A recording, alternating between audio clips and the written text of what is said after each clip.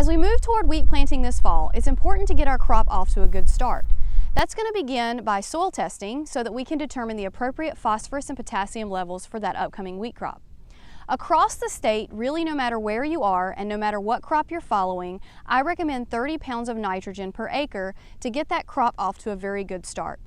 Over the last 3 seasons, we've been surveying farms and doing tiller counts in the late winter to kind of assess how many fall tillers have been formed, both in situations where we have pre-plant fertility and also in situations where there has been none.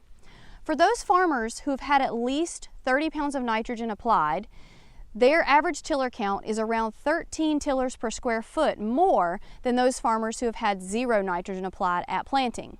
Now, it doesn't sound like much, but if you're thinking about 13 additional fall tillers, when fall tillers are what make our yield, we can equate that to around 10 to 12 bushels per acre increase on average when you have that pre-plant fertility in place. Many growers in North Carolina will avoid putting out pre-plant nitrogen ahead of their wheat because they feel like they have residual nitrogen left over from the previous crop, or that they have a good amount of residue to supply nitrogen to that emerging crop.